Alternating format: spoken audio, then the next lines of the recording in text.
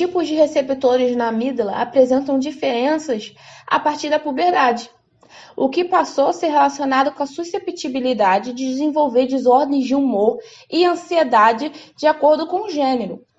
Então, essa estatística que diferencia as susceptibilidades de desenvolver ansiedades, depressões, transtornos psíquicos em meninos e meninas tem relação com os tipos de receptores na amígdala, que eles vão começar a se diferenciar na puberdade. Agora, voltando e focando na retroalimentação negativa sobre o eixo HPA, temos que dizer que ela será realizada com a ligação do cortisol com receptores na membrana e com a participação dos endocannabinoides. Os endocannabinoides, eles apresentam efeitos ansiolíticos, pois têm tônus inibitórios sobre o eixo HPA. Durante uma resposta ao estímulo estressor, diversos mensageiros químicos cerebrais são ativados e funcionam como moduladores de uma resposta frente ao estímulo. Os mecanismos rápidos de transmissão sináptica, aminérgica, peptidérgica e liberação hormonal, muitas vezes relacionados ao cortisol, relacionadas à noradrenalina, adrenalina e liberação do CRF, cooperam para essa resposta. Esses mecanismos rápidos produzirão comportamentos de alerta, de vigilância, para adequar as atitudes da pessoa com essa situação de estresse. O SI, que é o sistema imunológico, como que ele atua? Ele atua modulando os sistemas alostáticos com o uso das citocinas, e essas citocinas podem apresentar efeitos estimulantes sobre o sistema nervoso autônomo e sobre o eixo HPA, enquanto outras oferecem uma ação inibitória. Alguns órgãos linfonoides e a medula óssea recebem inervação do sistema nervoso autônomo e das células do sistema imunológico. Porém, a liberação de adrenalina e noradrenalina está mais relacionada à produção rápida de neutrófilos e células terminadoras natural do sistema imune inato, que permite a eliminação das infecções provenientes de respostas ao estresse. Os hormônios glicocorticoides influenciarão toda a ação de acordo com a sua concentração e duração. Contudo, eles vão desencadear ações anti-inflamatórias focadas no retorno do sistema imune ao funcionamento basal. Sabe-se ainda que a exposição prolongada ao cortisol pode provocar um desequilíbrio nas funções imunológicas, podendo resultar até em imunodeficiência, depressão, mal de Alzheimer e algumas patologias cerebrais. É notório que o fato de recrutar monócitos no encéfalo durante o estresse social pode constituir um mecanismo celular que levará à ansiedade. Assim, conclui-se que, frente a um estímulo estressor, serão ativadas diversas respostas coordenadas, com características fisiológicas e participação no sistema nervoso autônomo, sistema endócrino e de natureza imunológica. As ações que respondem a situações de estresse estão relacionadas tanto a fatores de natureza como fatores individuais. Bom, agora vamos discutir sobre o resumo do artigo Estresse em enfermeiros, o uso do cortisol salivar no dia de trabalho e de folga. Bom, com base nesse artigo, podemos perceber que o estresse e o cortisol estão interligados, pois o cortisol é considerado um importante marcador de estresse fisiológico. O cortisol é um hormônio esteroide produzido no córtex das glândulas suprarrenais e é lançado e transportado na corrente sanguínea com o auxílio de proteínas transportadoras. A concentração de cortisol no momento de despertar é mais elevada e vai decrescendo ao longo do dia, atingindo concentrações menores antes de dormir. Porém, essa relação pode ser alterada de acordo com o estresse, pois o estresse afeta vários sistemas fisiológicos, como a função imunológica, regulação da glicose, tonalidade vascular e metabolismo ósseo. No artigo foi realizado um experimento com 57 enfermeiros em dias de trabalho e folga. porque os enfermeiros podem apresentar alterações relevantes na saúde, na vida social e familiar, devido às variações das concentrações de cortisol que podem ser induzidas por situações do cotidiano, como o estresse, que muitos enfermeiros estão sujeitos, por causa das condições insalubres, jornadas exaustivas e ritmo intenso. Então, eles fizeram um questionário e coletaram a saliva desses enfermeiros, a fim de verificar o nível de cortisol salivar em turnos e dias diferentes, correspondentes aos dias de trabalho e dias de folga. Como resultado, verificou-se que os níveis de cortisol salivar relacionado com o estresse era na maioria das vezes mais elevado nos dias de trabalho do que nos dias de folga. Devido nos dias de trabalho ter uma alta demanda de tarefas, a hipófise regula as glândulas suprarrenais que liberam o cortisol. Com base no entendimento desse mecanismo, os resultados sugerem que no dia de folga dos enfermeiros, a presença do estresse foi menor que nos dias de trabalho. No sexo feminino, os valores de cortisol são mais elevados que no sexo masculino nos dias de serviço. E nos dias de folga, o resultado era o mesmo devido à preocupação familiar, principalmente. Viu-se também que os enfermeiros com dupla jornada de trabalho tinham um nível de cortisol mais elevado que os outros enfermeiros que só tinham uma única jornada. Outra questão é que aqueles que praticavam atividade física regularmente possuíam níveis de cortisol menores que os enfermeiros sedentários. Sendo assim, conclui-se que a alta demanda de trabalho contribui para a elevação do estresse e cortisol, sendo ele também responsável por modular o sistema imunológico e diminuir os níveis de insulina e, consequentemente, aumentar a glicose. Desse modo, deve-se enfatizar que a prática de atividade física, boas condições de trabalho e alimentação saudável, além de evitar a alta demanda de serviço, ajuda a reduzir os graus de cortisol e, consequentemente, o estresse, levando a uma melhor qualidade de vida.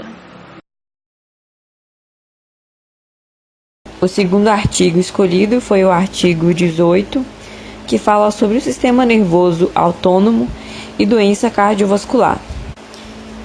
A partir da definição do cientista Kano, de que o sistema nervoso autônomo é dividido em sistemas antagônicos, os sistemas que nós conhecemos como sistema nervoso simpático e sistema nervoso parasimpático, esse artigo vai partir desse pressuposto para abordar as diferentes técnicas de medidas que existem para avaliar as atividades desse sistema nervoso autonômico.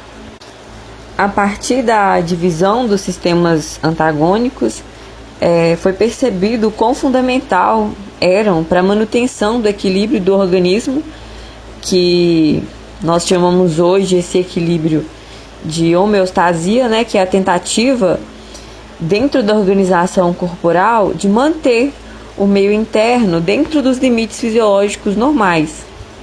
Sabe-se também que esse controle autonômico cardiovascular é feito pelo sistema nervoso autonômico, que vai atuar tônica e reflexamente pela noradrenalina e acetilcolina liberadas no coração. As vias bioquímicas da acetilcolina é uma molécula simples, sintetizada a partir da acetil-CoA, através da ação da colina acetiltransferase. Os neurônios que a liberam são chamados neurônios colinérgicos. Nós já conhecemos, o meio pelo qual neurotransmissores são liberados, que é quando um potencial de ação alcança o botão terminal de um neurônio pré-sináptico. Um canal de cálcio controlado pela voltagem vai ser aberto. Aí a entrada de íons cálcio vai estimular a exocitose de vesículas pré-sinápticas, que vão conter a acetilcolina, a qual é consequentemente liberada na fenda sináptica. Uma vez liberada, a acetilcolina deve ser removida rapidamente para permitir que ocorra a repolarização. Nesta etapa, a hidrólise é realizada pela enzima acetilcolinesterase. A acetilcolinesterase, encontrada nas terminações nervosas, está ancorada à membrana plasmática através de um glicolipídio. Há duas classes principais de receptores de acetilcolina, que são os receptores muscarínicos e os receptores nicotínicos. Ambas essas classes de receptores são abundantes no cérebro humano. Os receptores nicotínicos ainda são divididos conforme encontrados nas junções neuromusculares e aqueles encontrados nas sinapses neuronais. A ativação dos receptores de acetilcolina pela ligação com a acetilcolina provoca uma entrada, de sódio na célula e uma saída de potássio, que vai provocar a despolarização do neurônio pós-sináptico e o início de um novo potencial de ação. As vias bioquímicas da noradrenalina, noradrenalina também chamada de norepinefrina, é uma das principais catecolaminas, junto com a epinefrina e a dopamina. Esse composto é formado pela fenilalanina e tirosina. A tirosina é produzida no fígado a partir da fenilalanina através da fenilalanina hidroxilase.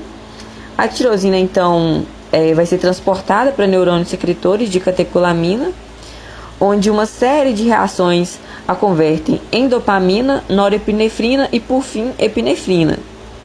As catecolaminas possuem efeitos excitatórios e inibitórios do sistema nervoso periférico, assim como ações no sistema nervoso central, como a estimulação de respiração e aumento da atividade psicomotora. As catecolaminas ligam-se a duas classes diferentes de receptores, denominados receptores alfa e beta adrenérgicos. As catecolaminas são, portanto, conhecidas como neurotransmissores adrenérgicos. Lembrando, a acetilcolina por neurônios colinérgicos. Neurônios que secretam a norepinefrina são neurônios noradrenérgicos. Os receptores adrenérgicos são receptores em serpentina, clássicos, que se acoplam à proteína G intracelulares. Parte da norepinefrina liberada nos neurônios pré-sinápticos é reciclada no neurônio pré-sináptico por um mecanismo de reabsorção. A epinefrina e a norepinefrina são catabolizadas em compostos inativos pela ação sequencial das enzimas monoamina oxidase e catecolamina ou metiltransferase. Além da ação desses neurotransmissores, a liberação de outros neurotransmissores nas terminações pós-ganglionares, simpáticas e parasimpáticas, pode potencializar ou vai minimizar a ação da noradrenalina e da acetilcolina, ampliando, as oportunidades de controle cardiovascular, por aumentar ou diminuir a sensibilidade do músculo cardíaco, do músculo liso vascular, à estimulação simpática e parasimpática. Além disso, para mediar esse controle do sistema cardiovascular, nós temos receptores distribuídos por todo esse sistema que vão visar garantir a estabilização e a modulação das funções normais dos nossos órgãos, desses órgãos. Eles são 3: pressorreceptores, quimiorreceptores e cardiopulmonares. Os pressorreceptores são mecanorreceptores sensíveis a deformações da parede vascular e que vão controlar a pressão arterial em curto prazo, momento a momento, então o tempo todo funcionando. Ou seja, a nossa pressão está o tempo todo sendo regulada. Receptores cardiopulmonares são distribuídos em 3 grupos de receptores, ativados por mudanças na pressão das câmaras cardíacas, e vão induzir respostas reflexas que vão modular a frequência cardíaca novamente. E por fim, os quimiorreceptores arteriais, que vão responder a aumentos e quedas de CO2, pH, qualquer alteração, no sistema cardiorrespiratório, vão visar corrigir essas variações, E por fim, temos os métodos de avaliação da atividade autonômica, que são a medida das catecolaminas, a microneurografia, o bloqueio farmacológico, a sensibilidade barorreflexa, a variabilidade da frequência cardíaca e a análise espectral cruzada. A medida das catecolaminas se dá por meio da infusão de norepinefrina marcada por tritium, que é um isótopo de hidrogênio de abundância vestigial, e acompanhada da coleta de amostras de sangue do seio coronário ou das veias renais, vai permitir que seja medida a liberação do neurotransmissor do coração e dos rins. A microneurografia é uma medida direta da atividade simpática, né?